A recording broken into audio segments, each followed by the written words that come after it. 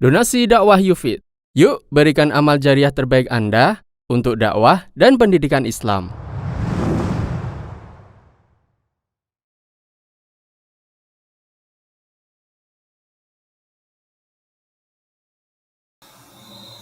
Ma hukmul amali bil qawanin al mukhalifati lil Islam.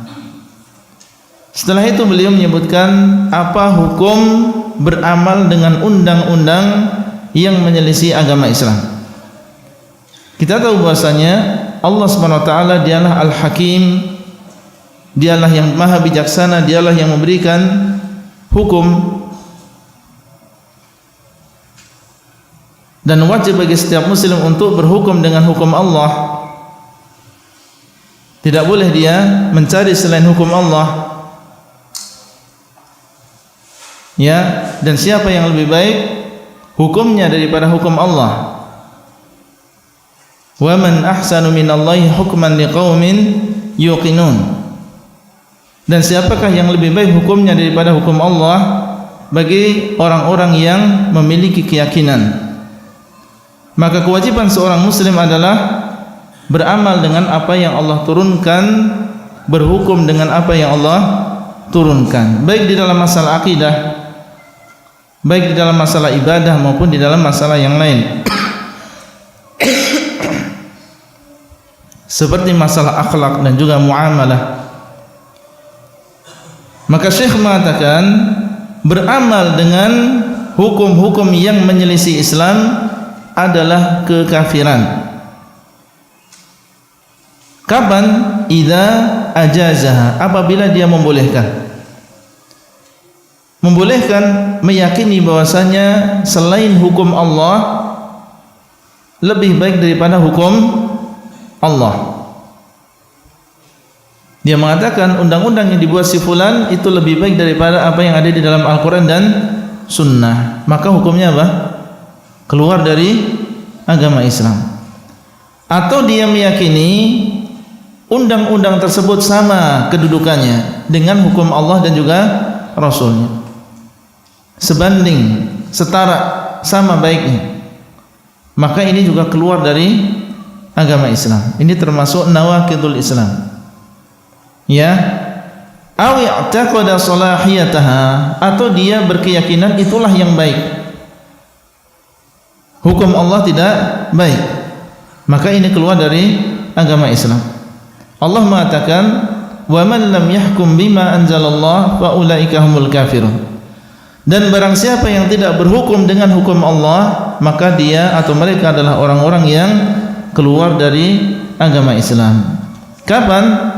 Apabila tadi keadaannya meyakini selain hukum Allah lebih baik atau selain hukum Allah sama kedudukannya dengan hukum Allah. Adapun orang yang berhukum dengan selain hukum Allah, tetapi di dalam hatinya mengakui, meyakini bahwasanya hukum Allah itulah yang paling baik, tidak ada hukum yang lebih baik daripada hukum Allah.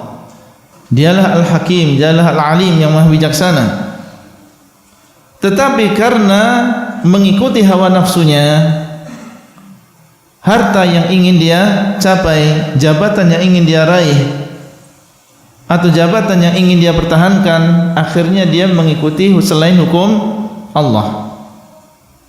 Maka dalam keadaan demikian dia tidak keluar dari agama Islam. Kedudukan dia seperti pelaku maksiat yang lain yang mengikuti hawa nafsu, mengikuti syahwatnya. Wa qala sallallahu alaihi wasallam, wa ma lam tahkum a'immatuhum bi kitabillah wa yatakhayyaru mimma anzalallah illa ja'alallahu ba'sahum bainahum. Tidaklah penguasa meninggalkan berhukum dengan Al-Quran dan meninggalkan memilih dari apa yang Allah turunkan, artinya dia tidak berhukum dengan apa yang Allah turunkan, illa ja'alallahu ba'sahum bainahum, kecuali Allah akan menjadikan musibah mereka di antara mereka sendiri. Akibat dari tidak berhukum dengan hukum Allah, akhirnya musibah mereka, bencana mereka di antara mereka sendiri, peperangan di antara mereka.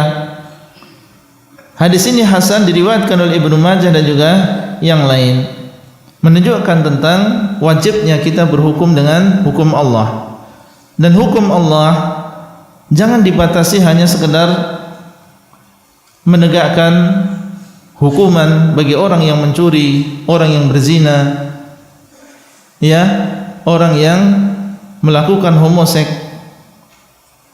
Karena sebagian orang mengatakan hukum Allah adalah ya menegakkan hukuman-hukuman tadi. Kita katakan hukum Allah lebih luas daripada itu. Hukum Allah masuk di dalamnya masalah akidah. Kita harus berhukum dengan hukum Allah. Dalam masalah akidah kita ambil dari Al-Quran dan juga Sunnah. Masalah ibadah kita juga harus berhukum dengan hukum Allah.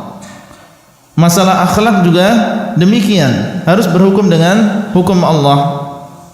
Jadi hukum Allah bukan hanya sebatas dengan penegakan hukuman kepada orang yang bermaksiat. Kaifa naruddu su'ala syaitan man khalaqallah? Bagaimana kita menolak ucapan syaitan, pertanyaan syaitan ketika dia mengatakan siapa yang menciptakan Allah? Terkadang datang was-was dari syaitan, ya, mengatakan yang menciptakan langit adalah Allah, menciptakan bumi adalah Allah, dan seterusnya. Terakhir dia mengatakan siapa yang menciptakan Allah. Ini was-was dari syaitan. Bagaimana sikap kita apabila demikian? Kata Syekh, maka apabila syaitan memberikan was-was kepada salah seorang di antara kalian dengan pertanyaan seperti ini, maka hendaklah pertama dia memohon perlindungan kepada Allah. Ya, dengan mengatakan misalnya a'udzubillahi minasyaitonirrajim.